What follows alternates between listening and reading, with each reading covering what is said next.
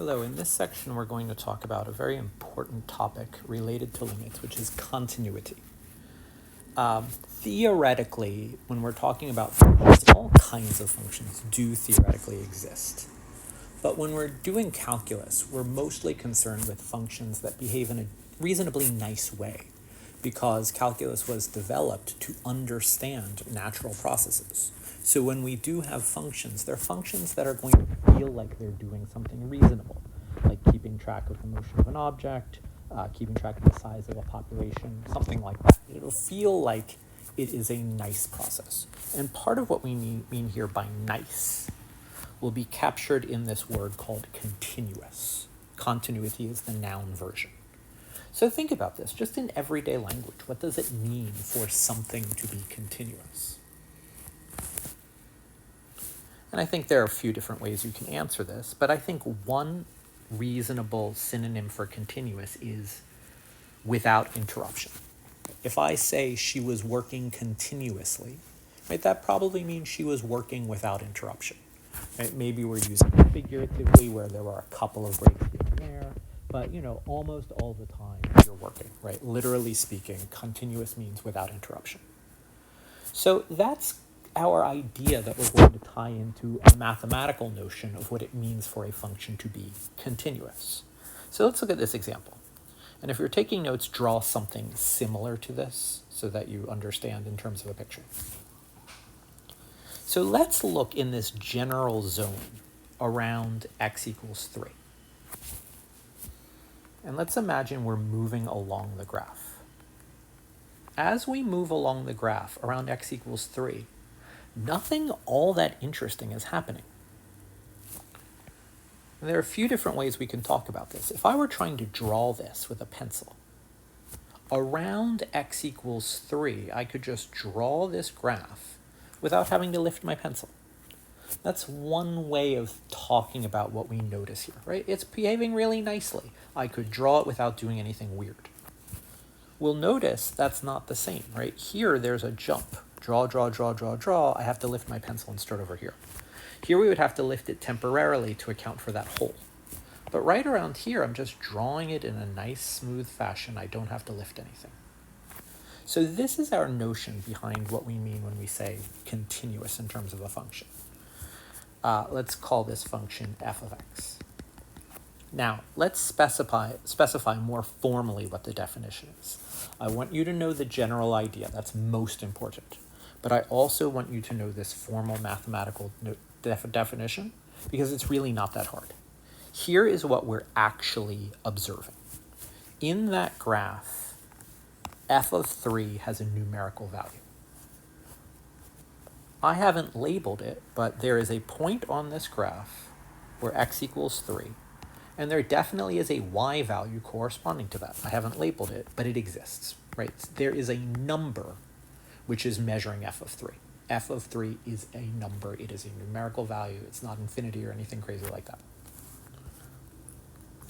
What we're also noticing is the limit as we approach f of x, as we approach 3 of f of x, also has a numerical value. Here we were labeling what happens near x equals 3. What about the points? The point in red is about what's happening at x equals 3. The stuff in blue, if we think of that as a process, we can think of as explaining what happens near x equals 3. But we see that all of these points that are near x equals 3, they're just squeezing in on this one. Their y values are approaching the y value here. I still haven't specified what that number is, but whatever the y value right here is, it's the y value we're approaching nearby.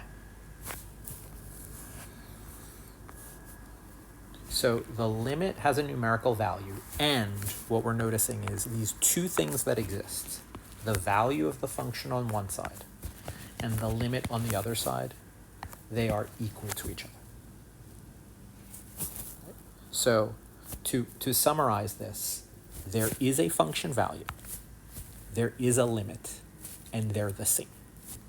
Right? You could say something like the value we're approaching is the value we have on the graph. And this is just capturing that in the language of functions and limits. Now, obviously, we can modify this for other functions and other numbers, right? So just as an exercise, if I were to say that the function p of t is continuous at t equals -1, right? Mimic what we said before. What would be the 3 facts that are true because of the definition of continuity, right? I didn't really label this as a definition, but you can take this as the definition of continuity, except I'm specific rather than general, right? Obviously, the function doesn't have to be called f, the number doesn't have to be called 3, but that's the idea, right? Using this idea, hit pause and write down what are the 3 things we would say. All right, I hope you've done that. One thing we could say is that p of -1 has a numerical value. We could say the limit as x approaches -1 of p of x has a numerical value. And we can say that these are the same numerical value. Some people would just write this last one as the definition of what it means to be continuous, with the implication that this is a number and this is a number. Right? We're not allowed to say like, oh, this thing doesn't exist and this thing doesn't exist, so they're equal. Right? They have to be the same in terms of being numbers. This is the number 11, this is the number 11, and they are equal. Right? So that's why I add this numerical value part. But if you consider the numerical value to be implied, this is really the key part of the definition. Okay, so just a few quick notes here. When we talk about continuity, we only mention the x coordinate, or whatever the other input coordinate is. Right? So here, for example, what I am describing, I would just say as the function f is continuous at x equals 3. That's all I would say to describe what I'm seeing here. Even if I knew the y value here was, say, 1.7, I wouldn't even mention it. I wouldn't say it's continuous at y equals 1.7. I wouldn't even say it's continuous at the point 3 comma 1.7, although sometimes you can get away with that. Really, all you want to do is just talk about the x coordinate, and the preposition of choice is x, is at. A certain function is continuous at a certain x value. We only talk about x values or input values when we talk about continuity. Secondly, if a graph has a corner, you might feel like a corner isn't particularly nice. But if you think about it, the y value we have here is the same as the y value we're approaching. So even if a graph has a corner, it is continuous. You might not feel that this is as nice as what we drew before, because most nice functions don't have sharp corners like this. We will revise our vocabulary to talk about what's going on here that's so weird, but it is continuous. Okay, if a function is continuous at every x value within an open interval, then we would just say that the function is continuous on that interval. Let's draw a little picture. Let's suppose here is x equals 3 and here is x equals 9. And maybe I've got some weird jump over here, and I've got some weird jump over here. But in between, I can draw this without lifting my stylus. So what we're noticing at every little point in between, right here, zoom in, the graph is continuous at that point. Right here, zoom in, the graph is continuous. It's continuous here, it's continuous here. All of those points in between, it's continuous. Right? Between those endpoints, I'm not lifting my pencil to draw this thing.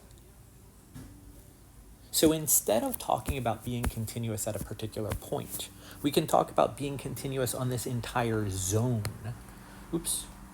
This entire zone between 3 and 9. If you're between 3 and 9, you're always continuous.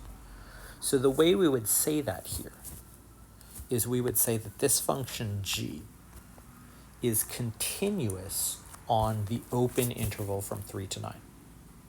You don't have to use the words open interval, that notation is there. But this is how we would describe, oh, I have this entire part of the graph where everything is nice. I can just say the function is continuous on that interval.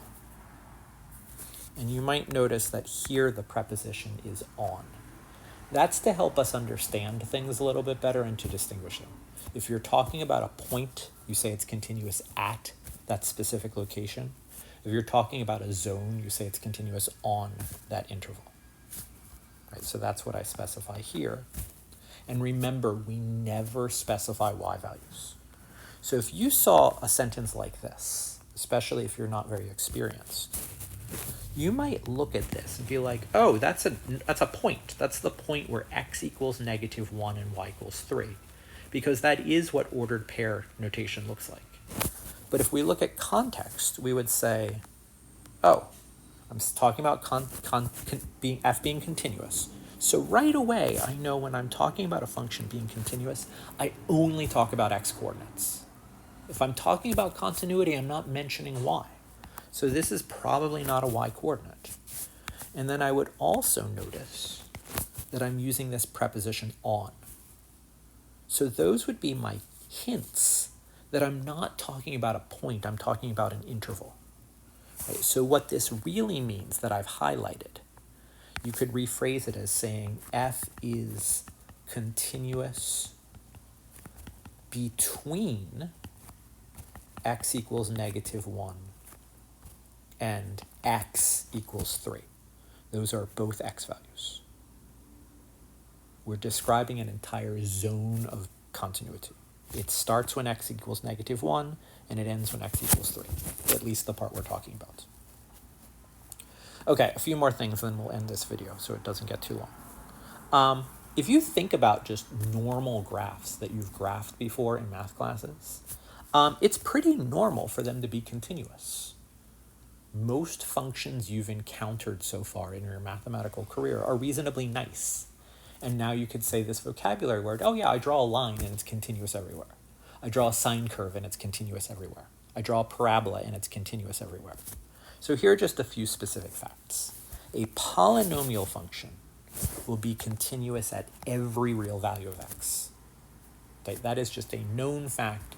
If it's a polynomial function, right, that includes lines and parabolas as well as more exotic things, just automatically continuous everywhere.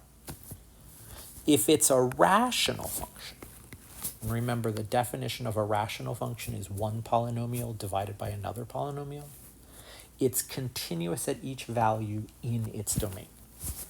So we understand maybe it will be undefined sometimes, right? We know we have this division by 0 issue. But what we know, I'm not going to prove this, but it is a known fact that if you have a rational function, at any location that actually exists on the graph, the function is continuous. So for this one, we might notice that r of 4 is undefined. So there's not even a point at x equals 4, so it won't be continuous. But this function is continuous at every other value. Right? Just by using this fact, I don't even need to look at the graph. I know if I go to x equals 5, or x equals -2.8, x equals 112, anything besides 4, it's continuous. Right? And that's true with some exceptions. I don't really want to dwell on this. For really any kind of function that you can put together using the kinds of functions you've already learned or the buttons on your calculator. Generally speaking, if something is in the domain, we have continuity there. So for this horrendous looking function, right, g of x is the cosine of all of this, 2 to the x minus 1 plus this fraction x minus 5 over root x. I might notice that this function exists whenever x is greater than 0. And it turns out it will be continuous everywhere it exists. Even Patrick, I have really no idea of what this graph looks like, but I know all x's bigger than 0 will show up, all the positive x's.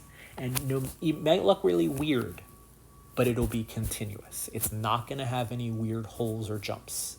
Once I know what it's supposed to look like, I would be able to draw it with my pencil.